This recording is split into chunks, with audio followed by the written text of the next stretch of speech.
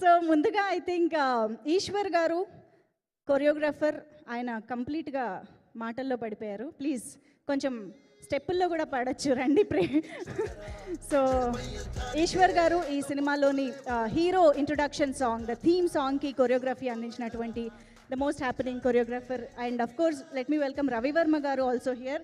Friendly గెస్ట్గా ఇవాళ ఇక్కడికి విచ్చేసిన రవివర్మ గారిని వేదిక పైకి వచ్చి బెస్ట్ విషెస్ని అందించవలసిందిగా రిక్వెస్ట్ చేస్తూ ఉన్నాము. సో టు స్టార్ట్ విత్ మూవీకి వర్క్ చేసిన మెంబర్ కాబట్టి మీ నుంచే మొదలు పెడదాం. So yeah please.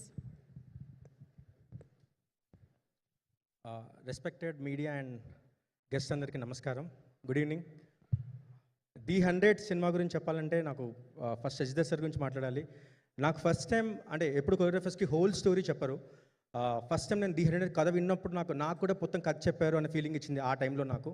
అండ్ తర్వాత సాగర్ సార్ని కలిసినప్పుడు అంటే మనం టీవీ స్క్రీన్లో చూసినప్పుడు ఒకలాగా మనం ఇమాజిన్ చేసుకుంటాం కదా, కానీ దానికి డబుల్ ట్రిపుల్ కానీ కష్టపడుతున్నాను. అంటే ప్రతి చిన్న ఐడియా ది బెస్ట్, ఒక చిన్న ఎక్స్ప్రెషన్ వర్క్ కూడా, ఒక చిన్న మూమెంట్ వర్క్ కూడా. అంటే దీంట్లో మూమెంట్ అంటే డాన్స్ మూమెంట్స్ ఏమి ఉండవు సార్కి, క్యారెక్టర్ చెప్పే మూమెంట్ అయితే, కానీ చిన్న ఎక్స్ప్రెషన్ కూడా అది ఎంతవరకు బెస్ట్ చేయొచ్చో చాలా డిస్కస్ చేసి మరి చేస్తారు. థ్యాంక్ యూ సార్, సెట్లో కూడా చాలా సపోర్టివ్గా ఉన్నారు. అండ్ దీంట్లో ఒక లవ్ సాంగ్ కూడా చేశాను. మరీ ది 100 సినిమా చాలా బయట చాలా సీరియస్గా చూస్తున్నారు.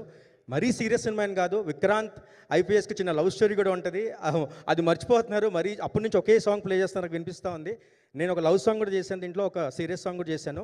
ఇది ఒక విధంగా నాకు ఈ సినిమా ఒక డైరెక్షనల్ ఎక్స్పీరియన్స్ అని చెప్పొచ్చు సార్. ఎందుకంటే ఒక సాంగ్లో కథ చెప్పడం అనేది నాకు చాలా కొత్తగా అనిపించింది. ఏంటంటే ఒక సీరియస్ జోన్లో ఒక మౌంటైన్స్తో, ఒక ఓన్లీ ఎక్స్ప్రెషన్స్తో, సెటప్స్తో ఒక డైరెక్షనల్ ఎక్స్పీరియన్స్లా అనిపించింది. Thank you for the opportunity sir. And లాస్ట్లో సీఎం రేవంత్ రెడ్డి సార్ ఇంకా రాలేదు, కానీ ఆయన తప్పకుండా నేను గుర్తు చేసుకోవాలి.